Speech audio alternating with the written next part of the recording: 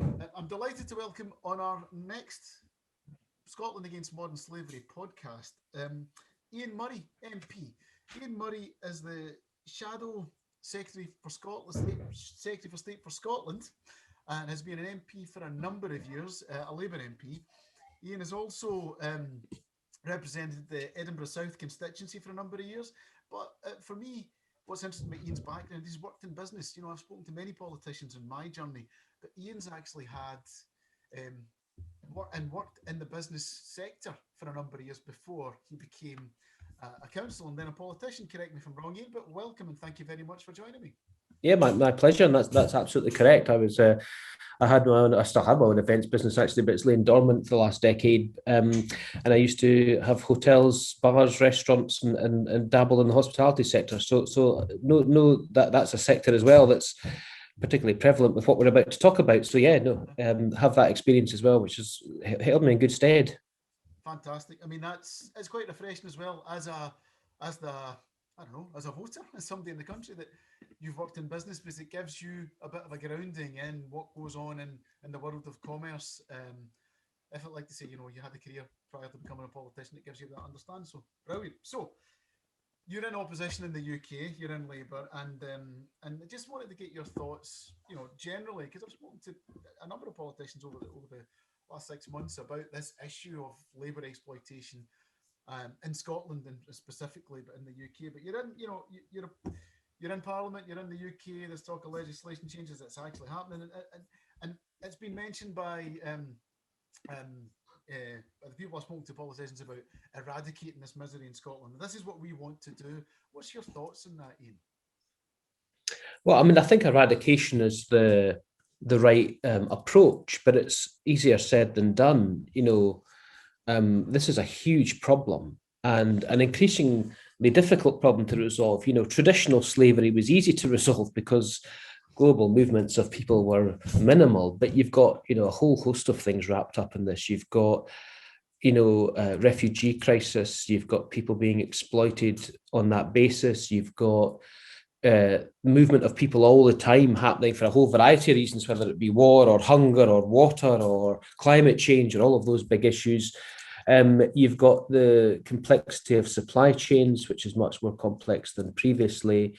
You've got organised crime, which becomes much more sophisticated, and those kinds of issues. So, and then you've got a whole host of vulnerable people.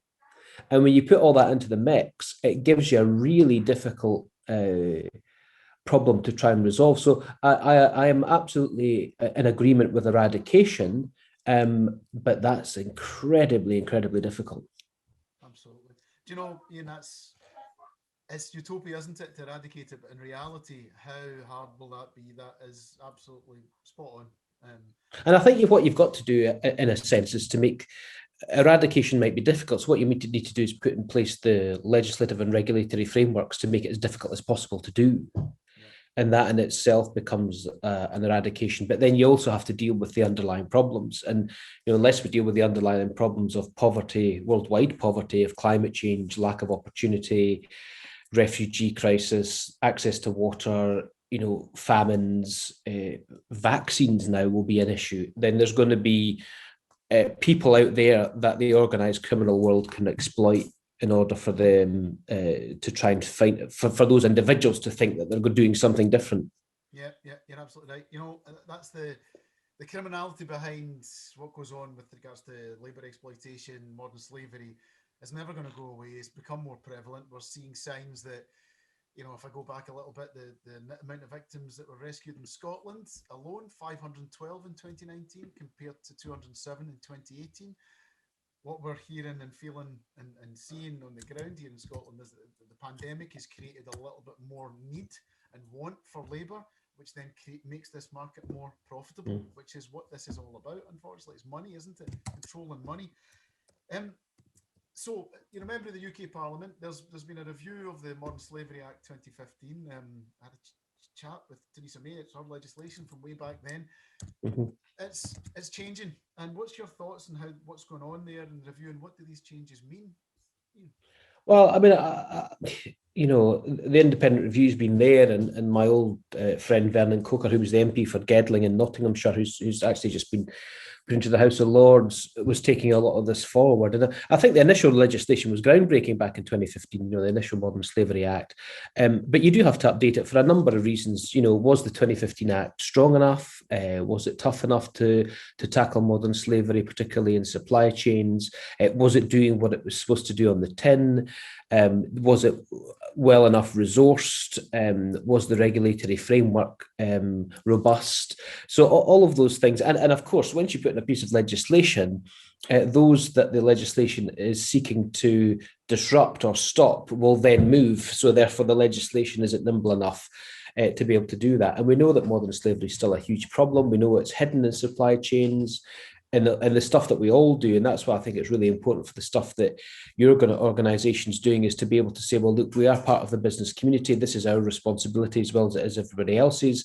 What are we doing to ensure that, for want of a better example, the fruit that somebody picks off the shelf in Sainsbury's is completely clean in terms of the supply chain, going all the way back to its origin, wherever that origin might be, and all the way through. So this sort of subdividing, subcontracting, sub-supply chains are all part of this wider issue. So I think the review was right to have that review after 5 years, and I think the stuff around that is pretty clear about what needs to be done to make it much more transparent. Yeah, and I think at the core of that review, you're absolutely right. Again, significant because the 2015 legislation, as you mentioned there, it was groundbreaking at the time. It didn't. There was, at the time when that legislation passed, no party stood against it. It was unilateral, right across all political spectrums. And what we're finding is that no matter what happens here, there's no human beings, and we're all going to work together on it. Now, you mentioned there as well the work, the work of business, and that's key to what we're doing here at Scotland Against Modern Slavery. We're about bringing the business community together, sharing good practice, sharing intelligence, working with the Scottish government and the UK government about ensuring that trying our best to eradicate it, as you absolutely quite rightly said, that's going to be so hard, but trying our best to do that. There is a business case, I would say, for doing more and joining this kind of movement and recognising that we have a problem in Scotland. I'm saying this, with experience of talking to businesses. It doesn't happen here in Scotland. This happens in London, or doesn't happen. But it actually has happened in, there's been victims rescued in every single local. What would you say about the business case, Ian, for joining Scotland Against Modern Slavery?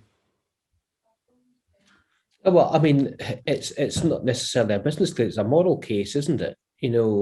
Any business who's operating, whether it be and that's part of the reforms of the 2015 Act, whether it be in the public or the private sector or whatever size, has a moral duty. This is a criminal act. It's a barbaric criminal act. And therefore, it's everyone's duty to be able to be part of the solution. And if anybody thinks it's not happening here or not happening in Scotland or not happening in front of their eyes, well, they're completely wrong, because modern slavery is very complex and it's very draconian, and therefore, the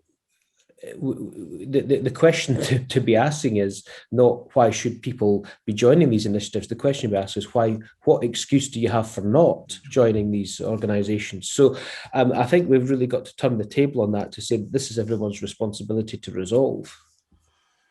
That's quite touching, and that's really I know, quite pleasing for me to hear that, because you're absolutely right. It's a really articulate way of putting that across. So yeah, delighted. Now, we've had indications, and I've read a number of reports about Brexit and its impact on labour exploitation. The general findings are we're going to see more of it.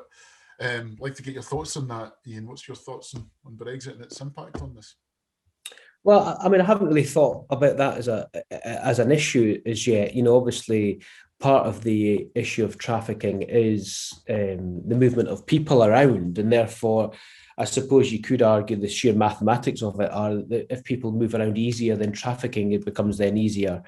However, you then fall into the hands of the criminality if movement becomes more difficult, because you then fall, rather than being able to get on a free passage from one side of Europe to the other, you then have to put yourself in the hands of criminals who promise they will get you somewhere, and therefore that gives you more risk. So I can see the swings and roundabouts of this. Yeah. I don't think, though, we should really try and wrap this up in the issue of Brexit. I mean, I'm a huge Remainer, gutted and disappointed and angry that we're no longer a member of the European Union. But I think the target for this has to be on the fact that whether we're in the European Union or not, the current government's policy through the Home Office makes this stuff more difficult.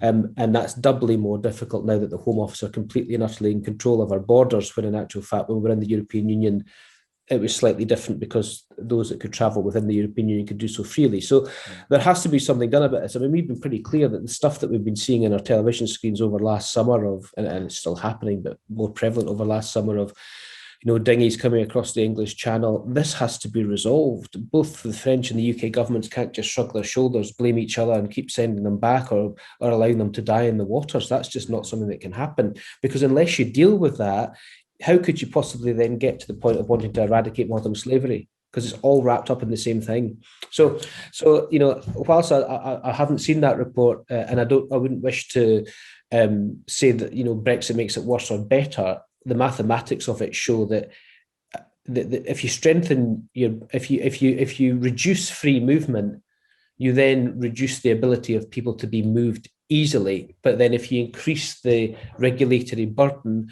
you put then people more into the hands of those that will want to try and get around that regulatory burden. So it's a bit of swings and roundabouts. And I think I'll take this a little bit further, and you're absolutely right. And I think that there's to me, speaking to businesses, is that what we will see is that the value, the commodity of labour has become more scarce. I see that in my day-to-day job, is that labour has become much more scarce.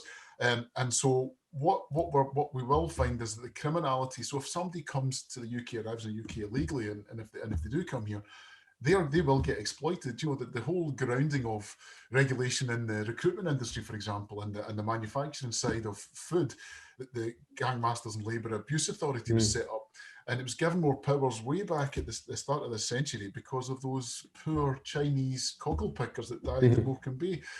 And they died, they were working illegally, they were being exploited because, and sadly, I think personally, and from what I've read, is that we will see more of this. So the regulation will be there for people who are here legally, can work, but if there aren't no people there, will businesses become a bit more desperate to cut corners and say, right, okay, Jimmy, you've got that gang of 15 guys just to get that task done, bring them in. I'll ask no questions or turn a blind eye. That's the concern of the implications of the lack of labour.